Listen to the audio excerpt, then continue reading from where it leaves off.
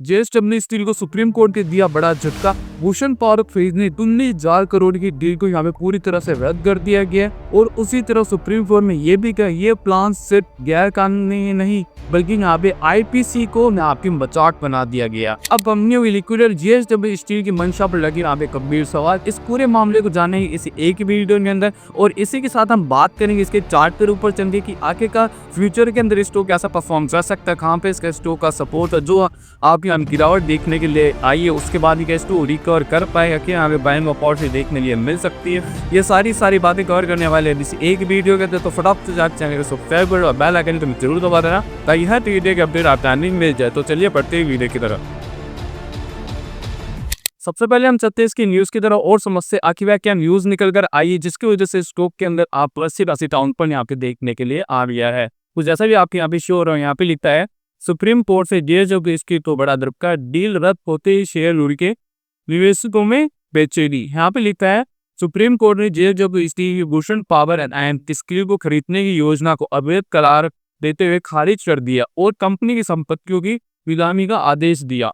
Court ने JSW की नीयत पर सवाल उठाए और आईबीसी के उल्लंघन को गंभीर माना जिससे कंपनी के स्टॉक में तेज गिरावट आई। यानी कि यहाँ पे जो जेएसडब्ल्यू यहाँ पे भूषण पावर को यहाँ पे खरीदने की बात चल रही थी लेकिन इसको यहाँ पे सुप्रीम कोर्ट ने अवैध साबित कर दिया कि ये एकदम इलीगल है। उसी तरह अगर नीचे चल के बात करें, इसमें थोड़ा सा नीचे स्क्रॉल करके आपको और दिखाता हूँ। यहाँ पे लिखा है कि जेएसडब्ल्यू स्टील को सुप्रीम कोर्ट से बड़ा धक्का या कोई भी भूषण पावर ने स्टील को खरीदने की जेएसडब्ल्यू की योजना पूरी तरह से खारिज कर दिया है और कंपनी की जायदाद को बेचने यानी कि लिक्विडेशन का आदेश दिया है। जैसा कि मैंने आपको ट्विटर में बताया, सुप्रीम कोर्ट ने साफ कहा है कि जेएसडब्ल्यू स्टील की योजना न सिर्फ अवैध थी बल्कि इसे कर्जदाताओं की समिति को मंजूरी से नहीं करना चाहिए था। कोर्ट ने यह भी कहा कि जेएसडब्ल्यू की मंशा ठीक नहीं थी। काफी ज्यादा बड़ा सवाल उठाया जा रहा है कंपनी की रेपुटेशन के ऊपर भी।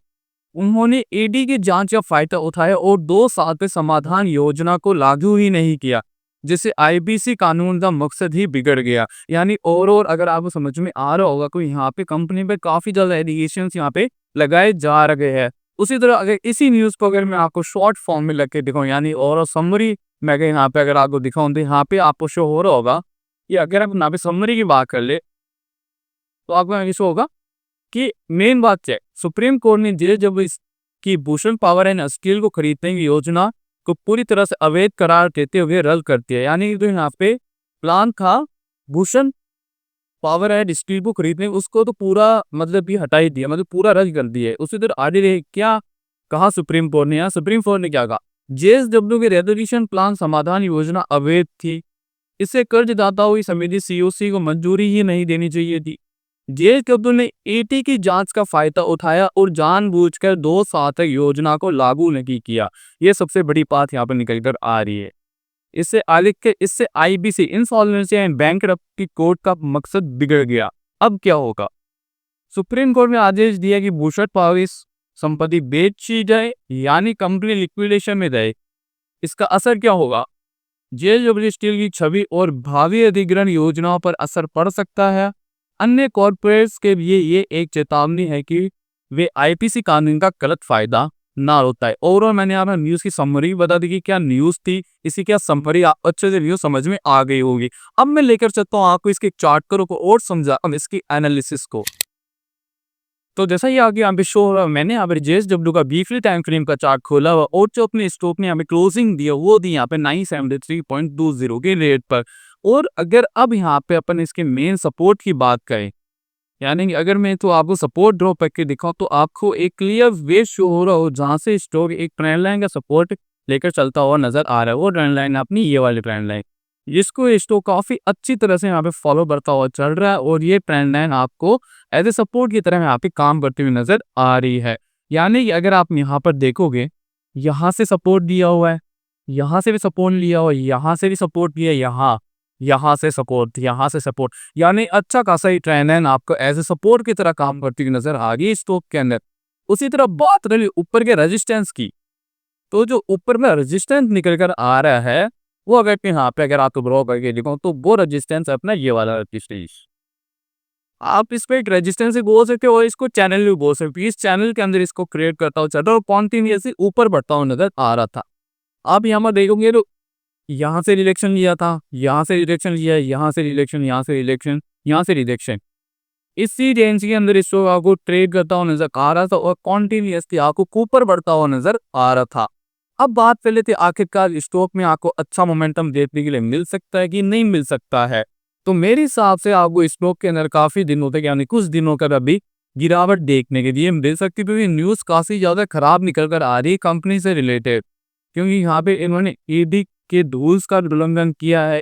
काफी ज्यादा यहाँ पे कंपनी ने इलीगल, वो तो नहीं कह सकते, लेकिन काफी ज्यादा कंपनी रेपुटेशन पे यहाँ सवाल पूछता हुआ नजर आ रहा है, जिसकी वजह से लोग यहाँ पे सेलिंग भी करेंगे और कंपनी रेपुटेशन की वजह से इसको के प्राइस यहाँ पे नीचे आने की संभावना बहुत ज्यादा बढ़ जाती है। और यहाँ पर मैंने जैसा कि आपको बता दिया कि अगर स्टॉक आपको इस ट्रेंड लाइन में नीचे निकलता हुआ नजर आता है, तो यहाँ से स्टॉक आपको काफी ज्यादा वीक होता हुआ नजर आ सकता है। और उसी तरफ ऊपर की संभावना तो अभी है नहीं, फिर भी बता दूं कि अगर ऊपर के इस रजिस्टर को ब्रेक कर तो ऊपर तो अच्छी खासी ऊपर ही रहेगी आएगी। लेकिन आप देखोगे तो काफी टाइम से स्टॉक इसी रेंज के अंदर ट्रेड कर रहा है, तो ऐसे जाएगा, ऐसे जाएगा, ऐसे बढ़ता मुक्का ऊपर जा सकता है। लेकिन अगर जिसको ब्रेक कर तो ऊपर जाएगा, इसको भी ब्रेक कर देता है। अब न्यूज ऐसे निकल कर आ रही है कि अगर इसको ब्रेक कर देना है, नीचे वाली लाइन को यानी सपोर्ट को ब्रेक कर देना है, तो अच्छी खासी वीकनेस आपको स्टॉक के अंदर देखने के लिए मिल सकती है। अब मैं लेकर सकता हूँ आप इसके डेली टाइम फ्रेम के ऊपर, ताकि हम इसको और अच्छे से समझ सके कि आखिर इसकी इमीडिएट सपोर्ट्स क्या क्या है। तो आप अगर यहाँ पे भी देखोगे तो आपको जो यहाँ पे इमीडिएट सपोर्ट दिखेगा वो भी आपको इसी ट्रेंड लाइन का दिखेगा, यानी कि लगभग लगभग 900 के आसपास के यहाँ पे सपोर्ट निकल कर आ रहा है। और न्यूज़ ऐसी खराब है कि हो सकता है इसको भी ये ब्रेक करता हुआ नजर आ जाए। तो ये होगी अपनी ओवरऑल एनालिसिस जीएसडब्ल्यू स्टील को लेकर। कैसा लगा आपको आज की वीडियो? कमेंट सेक्शन में कमेंट कर जल्द है और वीडियो लाइक करना ना भूले और चैनल को सब्सक्राइब करना भी मत भूलिए।